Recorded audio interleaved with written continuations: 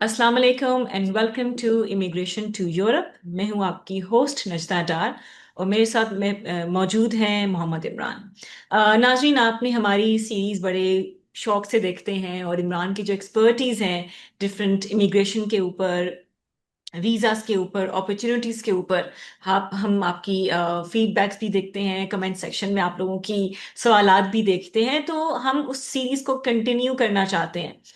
आज का जो हमारे पास टॉपिक है जिस पे हम इमरान की अगेन एक एक्सपर्टीज लेंगे, इनसे पूछेंगे, इनसे वो तमाम प्रोसेस जानने की कोशिश करेंगे कि कैसे हमारी जो आवाम है, जो हमारे मुल्क में सरमायाकार हैं, वो कैसे यूरोप के वीज़े को अवेल कर सकते हैं, प्रोसेस क्या होगा, उसमें किस किस्म की चीज़ें हम लोग मज़ीद क्लेरिफिकेशन इमरान से ले सकते हैं। तो इमरान, पहले बताएं कैसे हैं आप? ठीक है? जी, मैं बिल्कुल ठीक हूँ। आप कैसी हैं? ठीक हैं? अल्लाह का शुक्र है। अच्छा इमरान, हम स्टार्ट करते हैं पहले सवाल से। हमने यूरोप का बिजनेस वीज़ा डिस्कस किया था कि हम कौन से ममालिक हैं जहाँ पे हम मज़ीद कर सकते हैं। तो मुझे ये बताएं कि जो यूरोप का बिजनेस वीज़ा हासिल करना, उसकी क्या प्रोसेस है और कौन से ऐसे ममालिक हैं जो इन्वेस्टर्स को इंसेंटिव दे रहे हैं यूरोपियन मुल्क में। अप्लाई तो हम शेंजन स्टेट्स में ऑलमोस्ट सभी कंट्रीज में कर सकते हैं, बिजनेस ठीक है। पर्सन्स जो हैं। ठीक है। और डोर्स उनके लिए ओपन है।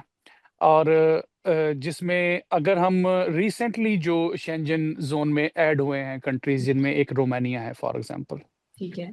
रोमानिया में जो है, अगर आप एलएलसी ओपन करते हैं, या जिसको हम लिमिटेड लाइबिलिटी कंपनी कहते हैं, या जेएससी, जो जॉइंट स्टॉक जो है वो कंपनी होती है, ठीक है। यहाँ पे जो इनकी इन्वेस्टमेंट भी बहुत ज़्यादा नहीं है। 50,000 यूरो तक अगर आपके पास फंड्स हैं तो आप एलएलसी ओपन कर सकते हैं। और हम्म। जॉइंट स्टॉक में इसमें आपको जो है वो 100,000 के करीब जो है वो इन्वेस्टमेंट दरकार होती है। ठीक है। तो इंसेंटिव्स इन इन सेंस यहाँ पे गवर्नमेंट आपको सपोर्ट करती है। मिनिस्ट्री ऑफ फॉरेन अफेयर्स की जो इनकी वेबसाइट है, हम्म। आई थिंक उसका नाम है MAE.RO। यहाँ पे जो जो इन्वेस्टर्स हैं, अगर वो विजिट करते हैं मिनिस्ट्री ऑफ फॉरेन अफेयर्स की वेबसाइट पे जाकर, उनको तमाम इन्फॉर्मेशन भी मिलेगी, प्रोसीजर भी। हम्म। और इंसेंटिव पॉइंट ऑफ व्यू से इस तरह है कि वो उनको सपोर्ट करते हैं, ठीक वेलकम है। वेलकम करते हैं ना। Newly entered, they are newly entered in hmm. Schengen zone. तो उसमें हम्म। उनको अब ये विजिटर्स, टूरिस्ट और वर्कर्स के से ज्यादा अब इनका रुझान जो है वो इन्वेस्टर्स की तरफ है। ठीक है। इसमें सेम गोज फॉर बल्गारिया। ठीक है। अच्छा, मुझे बताएं इमरान, इसके साथ एक सवाल मैं आपसे करना चाहूंगी। आपने बताया कि कुछ ये जो ममालिक हैं इनमें जो वीजे की प्रोसेस हैं, तमाम चीजें हैं, वो आपको मिल सकता है।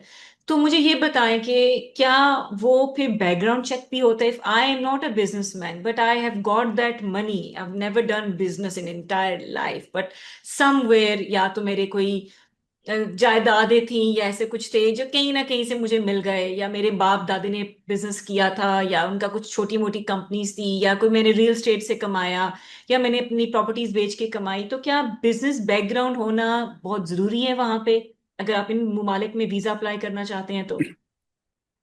नहीं, कंपलसरी नहीं है। ठीक लेकिन है। ये प्लस पॉइंट तो है ऑब्वियसली कि अगर आपका बिजनेस बैकग्राउंड है तो वो आपको एक सपोर्ट प्रोवाइड करता है ड्यूरिंग द प्रोसीजर। ठीक है। लेकिन ये कंपलसरी नहीं है। अगर आपके पास फंड्स हैं और आपके पास प्रूफ है कि ये फंड्स आपके पास कहाँ से आए हैं, हम्म।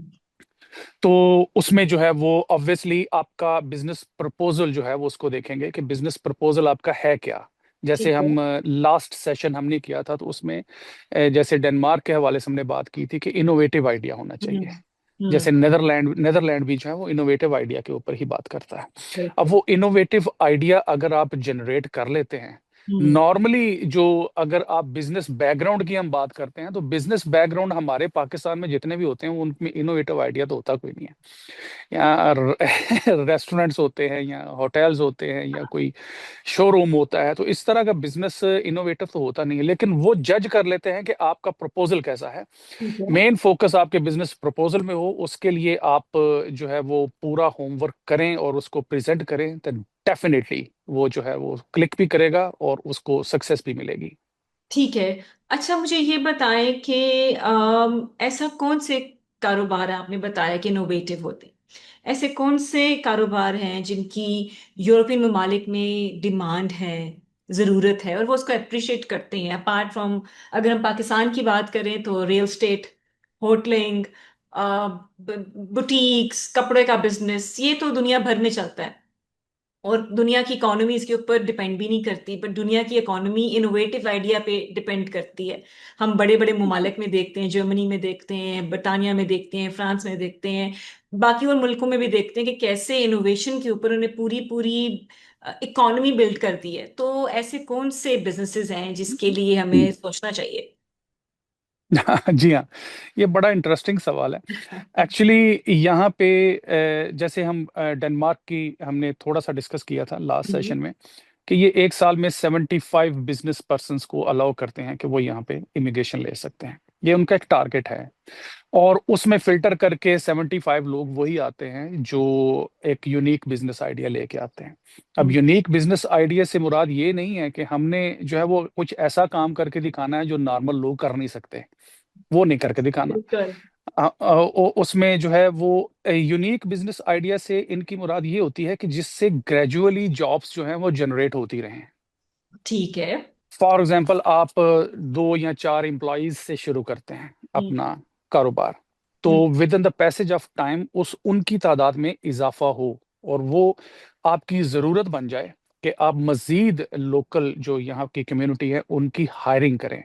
और दूसरी तरफ अगर आप फॉर एग्जांपल यहाँ पे सीवीआर नंबर मिलता है, सोल का मिलता है और एपीएस का मिलता है, तो उसमें सोल प्रोप्राइटर पे अगर आप जो है वो कोई बिजनेस रन करना चाहते हैं, इनोवेटिव इन ए सेंस कि आप जो है जैसे हमने पहले डिस्कस किया कि यहाँ पे जो लोग चीज़ें खरीदते हैं और उनकी रसीदें लेते हैं, तो वो एक इनोवेटिव आइडिया यहाँ पे जो है वो प्रेजेंट किया गया, उसको सक्सेस भी मिली कि हम्म। जी आप आए मार्केट में आए, कोड को स्कैन करें, तो ये आईटी से रिलेटेड है। आपकी रसीद हमेशा हमेशा के लिए सेव हो जाएगी। आईटी से रिलेटेड जितने भी लोग हैं, हम्म। सॉफ्टवेयर इंजीनियर्स हैं, वो इनोवेटिव आइडिया जनरेट कर सकते हैं, वो नई चीज मार्केट में लेके आ सकते हैं और वो प्रेजेंट कर सकते हैं, उसमें सक्सेस भी मिल सकती है उनको। बिल्कुल। तो यानी कि जो हमारे पाकिस्तान में अगर हम देखे जाए तो आईटी का एक बहुत बड़ा ही लैक भी रहा है, मगर यहाँ पे बहुत ऐसी कंपनीज अच्छी हैं जो आईटी के लिए काम कर रही हैं। साइबर सिक्योरिटी फर्म्स होती हैं जिसमें डिफरेंट आपके डिपार्टमेंट्स बैठे होते हैं, तो यानी कि अगर किसी का इसमें एक्सपर्टीज है तो वो उस ममालिक में जा सकते हैं। अच्छा, मुझे ये जी, बताएं कि कितना सरमाया हमारे पास होना है उस तमाम चीजों को सेटअप करने में, from starting from a very initial stage to until जब तक हम उस मुल्क में आ नहीं जाते। अगेन ये डिफरेंट कंट्रीज में डिफरेंट सिनेरियोज हैं। ठीक है। अगर हम फॉर एग्जांपल स्वीडन की बात करते हैं, तो स्वीडन में भी बिजनेस आइडियाज जो हैं वो अगर आप जैसे डेनमार्क में बहुत ज़्यादा यूनिक हो, हम्म। इट्स ओके ना भी हो, कोई मसला नहीं है। ठीक है। आप जॉइंट वेंचर करके भी वहाँ की जो वेबसाइट है migrationsworket.se, वहाँ पे जाके टोटल इंफॉर्मेशन वहाँ से ले सकते हैं। लेकिन वो देखती हैं कि आपका बिजनेस प्रपोजल क्या है, उसमें इन्वेस्टमेंट कितनी होगी, और आप ऑब्वियसली उस बिजनेस प्रपोजल में जो एक फिजिबिलिटी रिपोर्ट भी बना के देंगे कि मुझे इतने इसके लिए फंड्स दरकार हैं, तो हम्म। वो भी साथ ही प्रेजेंट करते हैं। ठीक है। प्लस आपने शो ऑफ ये करना होता है कि आपके पास that you have sufficient funds if you are moving with your family or ठीक without है। your family. Okay. If you are moving with your family, then you have sufficient funds to support your family for the very first year of your stay in that particular country where you are going to apply. Okay. और जैसे Denmark में है वो तकरीबन 3 lakh Danish crown है, और Sweden में जो अगर सिंगल पर्सन है तो 2 लाख डेनिश क्रोन है एक साल का, सॉरी स्वीडिश क्रोन है। और अगर 7 बच्चे हैं तो फी बच्चा, पाकिस्तान में माशाल्लाह बच्चे हमारे काफी होते हैं, यहाँ पे 2-3 बच्चे तो होते नहीं, तो उसमें जो है वो 50,000 पर किड जो है वो शो करना होता है। तो ये एक रफ आइडिया है कि इतनी अमाउंट जो है, अब इसको सुनने वाले इसको कन्वर्ट कर सकते हैं करेंसी स्वीडिश की और डैनिश की। लेकिन हाँ, अगर हम 50,000 यूरो की बात करें जो कि रोमानिया के लिए आपको चाहिए, तो वो एक बिजनेस की जो आप शुरू करने जा रहे हैं उसकी एक अमाउंट डिफाइन आपको करनी पड़ती है। ठीक लेकिन है। यहाँ पे आपको ज्यादा नॉर्डिक में और स्कैंडिनेविया में आपको बिजनेस प्रपोजल आपने दे दिया, उसके अगेंस्ट अमाउंट शो करने की जरूरत नहीं है। लेकिन आपको यहाँ पे आके आप गवर्नमेंट के ऊपर बर्डन नहीं बनेंगे, यहाँ हम्म। पे जो है ना वो लोकल पब्लिक बेनिफिट्स आप नहीं लेंगे। ठीक और आपको प्रूव करना पड़ेगा कि आप अपने आप को सपोर्ट कर सकते हैं, उसके लिए एक हैंडसम अमाउंट चाहिए होती है। ठीक है। यानी कि इमरान, अगर फॉर इंस्टेंस लोगों के माइंड में ये भी होता है, क्योंकि जो उनके अपने नेशनल होते हैं, the particular perks are given to the nationals of that particular country. So if anybody from this area या जो जाना चाहता है बिजनेस के लिए, वो ये ख्याल बिल्कुल ना रखे कि किसी किस्म के पर्क्स, मेडिकल बेनिफिट्स, किसी किस्म के गवर्नमेंट की तरफ से कोई उसको अलाउंसेस मिल सकते हैं। असल में मेडिकल एक ऐसा सेक्टर है यहाँ का कि अगर आप टूरिस्ट वीजा पे भी आए हुए हैं ना, तो आपको फुल मेडिकल सपोर्ट यहाँ पे मिलती है। ओके। इवन कि वो इंश्योरेंस को क्लेम कर लेते हैं। लेकिन अगर आपको यहाँ का टीआरसी मिल जाता है ना, जो कोई बिजनेस पर्सन होगा तो उसको टीआरसी मिलेगा, तो हम्म। टीआरसी होल्डर के लिए जो है वो मेडिकल टोटल फ्री है, उसको बेनिफिट नहीं कंसिडर करती है। वो मेडिकल की कोई भी फैसिलिटी जो है वो बेनिफिट के अंदर नहीं आती। ठीक है। बेनिफिट में ये चीजें आती हैं कि आप फॉर एग्जांपल यहाँ पे घर लेते हैं, और हम्म। उस घर का किराया जो है वो 7,000 डेनिश क्राउन है। और आप गवर्नमेंट को कहते हैं कि जी मेरा 7,000 डेनिश क्राउन किराया है, मेरे 3 बच्चे हैं, मेरी वाइफ काम नहीं करती, तो मैं इतना किराया नहीं दे सकता। तो वो एवेलुएट करके आपको कह देते हैं चलें जी आपका 70% या 60% या 50% किराया हम दे देते हैं। अच्छा, वो इसको भी बोलते हैं। डिजिट हम्म। केस हो, ये नहीं हो सकता कि आपके बैंक स्टेटमेंट में पड़ा और आप बोले just just to avoid that, ये थोड़ा सा पास में जुगाड़ लगाने के लिए नहीं हो सकता? नहीं, इसमें बैंक स्टेटमेंट में आपके बैंक में चाहे जितने मर्जी पैसे पड़े हों, हम्म। आपकी अर्निंग को देखते हैं वो आपकी अर्निंग देखते हैं कि आपके इस मंथ में इतनी अर्निंग आई है, नेटो इतनी है, ओके। ब्रूटो इतनी है। उसके बाद आपके इतने बच्चे हैं, तो फी बच्चा जो है आपको इतना पैसा घर में लाजमी चाहिए, उसके अगेंस्ट फिर वो एवेलुएट करके बता देते हैं कि हम्म। ये इतने पैसे आपको जो है वो कम है आपके पास, वो हम दे देते हैं। तो इस तरह के बेनिफिट्स, जैसे आपके पास जॉब नहीं है तो यहाँ पे कॉन्टेंट हेल्प बोलते हैं। हम्म। आपके पास जॉब नहीं है तो वो आप कहते हैं जी मेरे पास जॉब भी नहीं है और मैंने करनी भी नहीं है, ढीठ हूं मैं, ठीक है, मैंने नहीं करनी। तो उस ये तो पे आपने फिर ये रास्ता बता दिया लोगों के लिए। हम तो इमिग्रेशन और कहाँ कहाँ की बात चाह रहे थे, कितनी जा- सिंपल कर रहे थे, आपने ये भी बता दिया कि दोस्त जिनका कोई ये कोई काम ही नहीं है, मुझे जॉब ही नहीं करनी, आपने उनके लिए भी रास्ता खोल दिया इमरान। अब तो कमेंट ये सेक्शन भर उन्होंने जाएगा। उन्होंने कसम उठाई होती है कि मैंने नहीं करना काम, ठीक है। और उनको कंटेंट हेल्प देते हैं, और वो इतने इतने पैसे होते हैं कि जिससे उनका गुजारा हो जाता है। ठीक है। मतलब उनका उनका उनको फूड मिल जाता है या रेंटिंग में सपोर्ट हो जाती है। लेकिन वो ओके। अय्याशी ऑब्वियसली नहीं कर सकते। तो इस तरह की हेल्प, इस तरह का बर्डन कोई फॉरेनर आके ना बने, उसके लिए डिफरेंट वीजा कैटेगरीज के लिए उन्होंने स्ट्रिक्ट पॉलिसीज रखी हुई हैं। जैसे डॉक्टर्स और नर्सेज आए, उनके उनको भी वो भी बेनिफिट्स नहीं ले सकते। और लेकिन मेडिकल उनके लिए ऑब्वियसली फ्री है, एजुकेशन ठीक है। उनके लिए ऑब्वियसली फ्री है। ठीक है। ना उन्होंने एजुकेशन का पे करना है, ना उन्होंने मेडिकल का कुछ भी पे करना है। ठीक है। अच्छा इमरान, इन सबसे जो इम्पोर्टेंट क्वेश्चन है वो है लैंग्वेज। इंग्लिश अब कदरे बेहतर है, हमारी आवाम भी अच्छी बोल लेती है और मैनेजेबल इंग्लिश बोली जाती है। ये हम लोग हम्म। अब देखते हैं कि जब से ये सोशल मीडिया और इसका एआई का दौर आया है, चीजें बड़ी आसान हो गई हैं। मगर हम्म। क्या अगर एक बिजनेस करना चाहती हूँ यूरोपियन ऐसी कंट्रीज में जहाँ पे सेकेंडरी है इंग्लिश लैंग्वेज और प्राइमरी उनकी लैंग्वेज है, तो उसमें किस तरह की कोई हेल्प वगैरह होती है? लैंग्वेज बैरियर तो ऑब्वियसली ये शेंजन स्टेट्स में हर कंट्री की एक डिफरेंट लैंग्वेज है। हम्म। लेकिन इंग्लिश यहाँ पे एक सेकंड लैंग्वेज के तौर पे चंद कंट्रीज, चंद ममालिक हैं जो पढ़ाते हैं, जैसे डेनमार्क है, स्वीडन है। लेकिन कुछ ममालिक ऐसे हैं कि जहाँ हम्म। पे जाके आप कुछ भी कर लें, कितना भी उनसे तरला करें कि एक लफ्ज इंग्लिश का बोल दो, लेकिन वो कहते हैं जी नहीं नहीं बोलेंगे। बोलेंगे हम। हम्म। या वहां पे आपको प्रॉब्लम हो सकती है। ठीक है। और जैसे पुर्तगाल में बहुत ज्यादा इशू है, हम्म। फ्रेंच फ्रेंच तो वैसे ही इंग्लिश बोलें तो वो जो है ना वो इस तरह सब समझते हैं। आपको घूर के देखते हैं कि जिस तरह आपने उसको कहा है कि किडनी डोनेट कर दो, इतना घूर के वो देखते हैं आपको। आह, तो वो एक्सपीरियंस मेरा पर्सनल हुआ है बिल्कुल। फ्रेंच। तो ओके। बड़े दिलचस्प कुछ किस्से हैं, वो किसी और सेशन में डिस्कस करेंगे कि जरूर यहाँ पे जरूर जरूर। लोगों का बिहेवियर क्या है डिफरेंट कंट्रीज बिल्कुल। के जो शेंजन के हैं। ठीक है। तो उसमें जो है ये लैंग्वेज एक बैरियर तो है, लेकिन उस जगह पे है जहाँ पे आपकी पब्लिक इंटरेक्शन होती है जिस कारोबार में, वहां हम्म। पे लैंग्वेज बैरियर है। ठीक है। लेकिन इन ए सेंस अगर आप कोई आईटी की किसी भी फील्ड में कोई भी बिजनेस शुरू करते हैं, then no issues, language is not barrier. ठीक है। उसमें आपके साथ जो लोग इंटरेक्ट करेंगे तो वो ऑब्वियसली पढ़े लिखे लोग ही होंगे, और वो इंटरनेशनल लैंग्वेज को जो है वो ऑब्वियसली वो सीखा हुआ होता है उन्होंने, और अपने फायदे के लिए वो सीखते भी हैं। ठीक है। लेकिन कुछ फील्ड्स ऐसी होती हैं जहाँ पे आपको जो है वो लैंग्वेज, लेकिन हाँ जो भी यहाँ पे आएगा, जैसे मैंने काफी लोगों को फ्रांस में देखा, जब इस दफा मैं फ्रांस गया था तो उन्होंने अपने साथ एक ट्रांसलेटर रखा होता था, हायर किया होता था, और वो टाइमली हायर करते थे, पर आवर पेमेंट करते थे कि जो भी मैं बात करूं उसकी मेरी हेल्प कर दो। तो वो भी एक जरिया है। लेकिन वक्त गुजरने के साथ साथ आप जुबान सीख भी जाते हैं जिस भी कंट्री में आप रहते हैं। ठीक है, यानी कि वहां पे अगेन आपने पहले भी बताया कि वहां पे डिफरेंट इंस्टीट्यूट्स हैं जो रिजनेबल प्राइसेस में, रिजनेबल चीजों में गवर्नमेंट भी हेल्प करती है, बताती है कि आप ये स्कूल ज्वाइन कर लें, लैंग्वेज कोर्स कर लें, और वो डिफरेंट मंथ्स ईयर का कोर्स होता है। अच्छा, मुझे ये बताएं, जब हम पासपोर्ट की बात करते हैं हमारे माइंड में होता है बस पैसे होंगे, वहां स्टैंप लग जाएगा और हमें मिल जाएगा passport.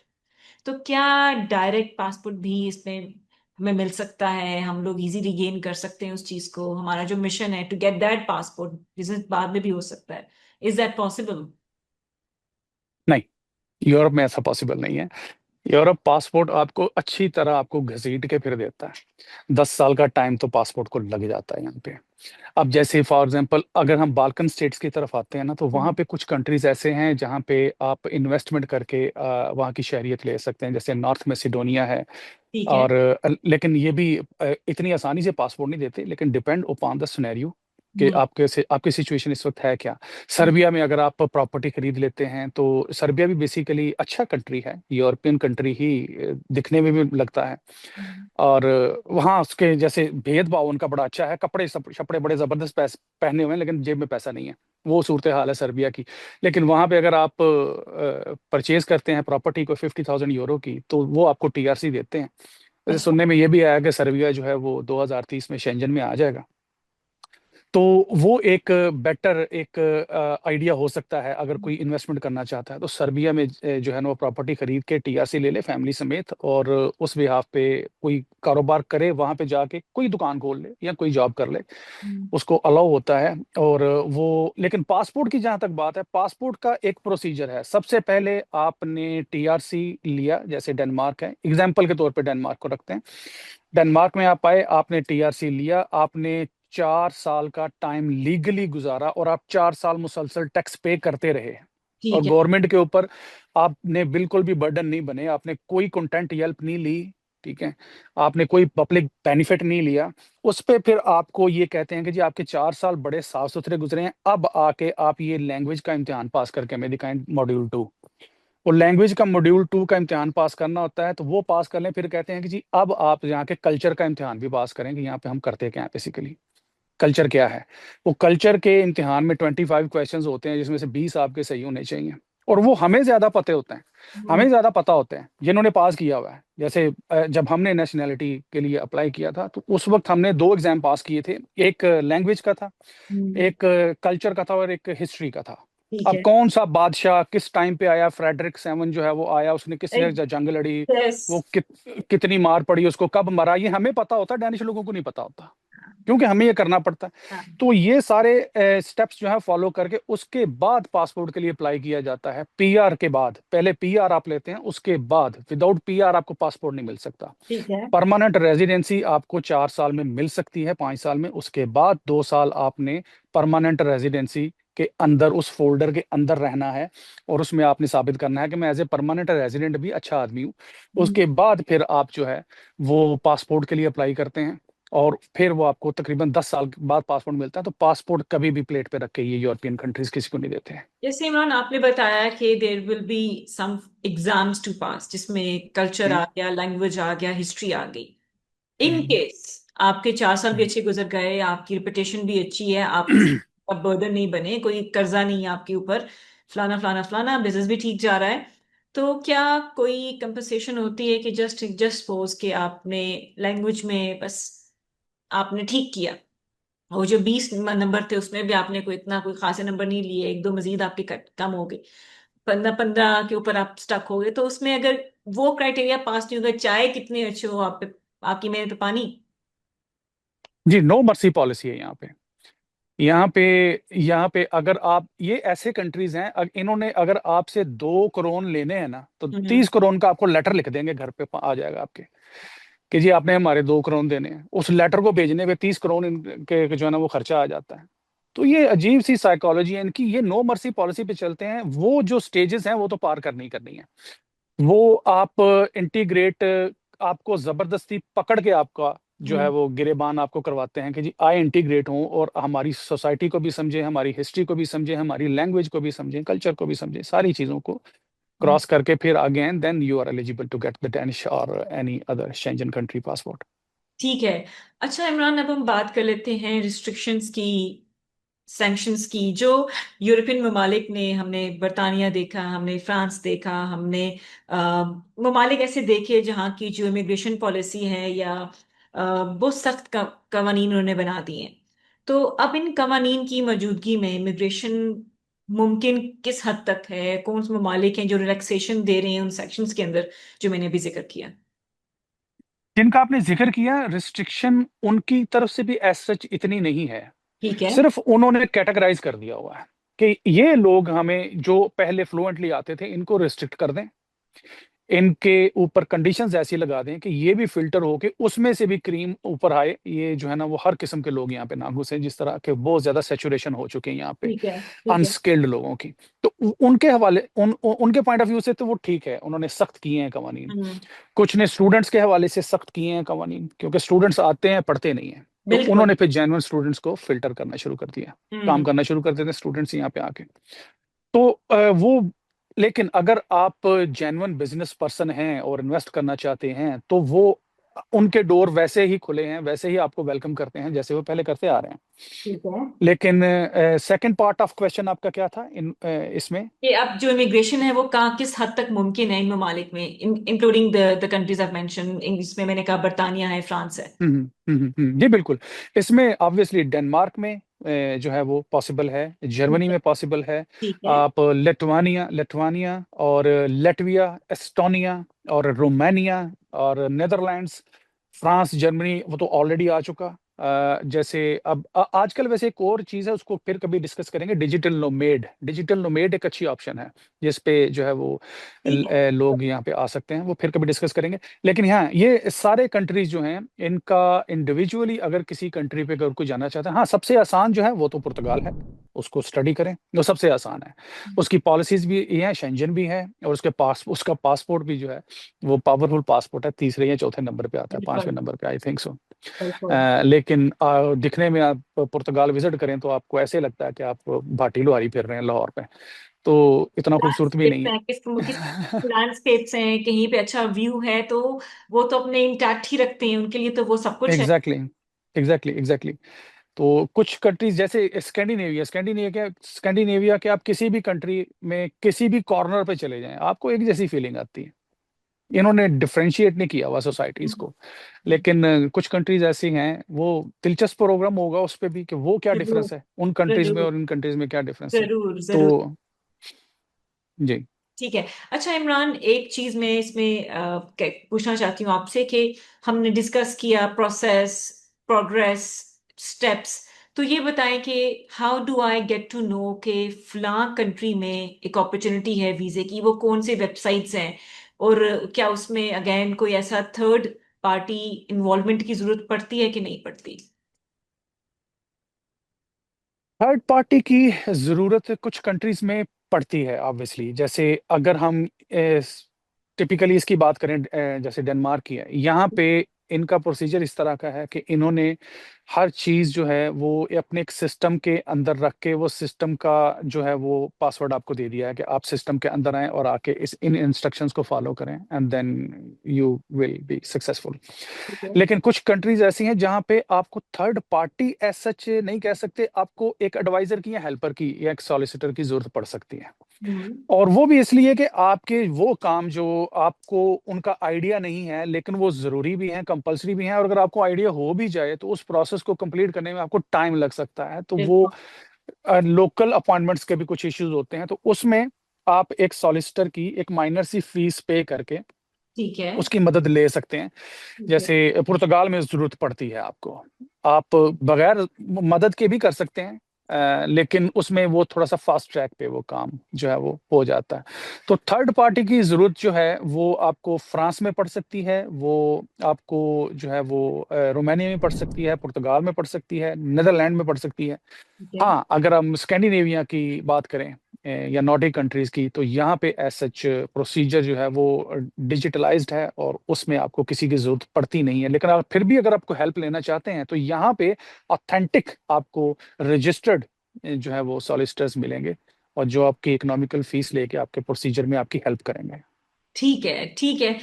Thank you so much Imran, आपने बड़ा अच्छा हमें बताया कि यूरोपियन ममालिक में हम वीज़ा जो है या जो इन्वेस्टर्स हैं उनको किस तरह की अपॉर्चुनिटीज मिल सकती हैं, और हम कहाँ कहाँ पे जा सकते हैं, क्या प्रोसेस है, लीगल वे होना चाहिए। ये हमेशा हम मैसेज भी देते हैं, जो थर्ड पार्टीज बीच में इंटरफेयर करती हैं, don't listen to them.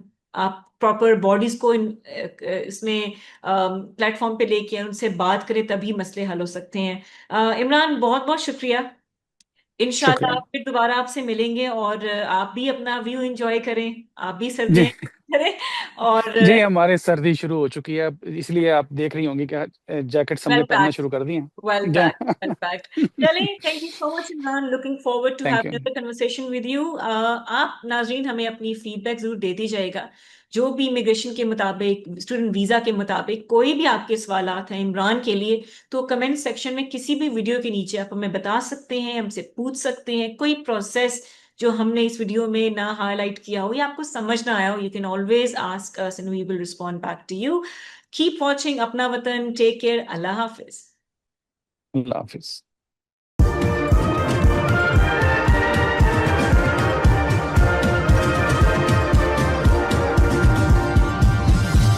You are watching Apna Watan.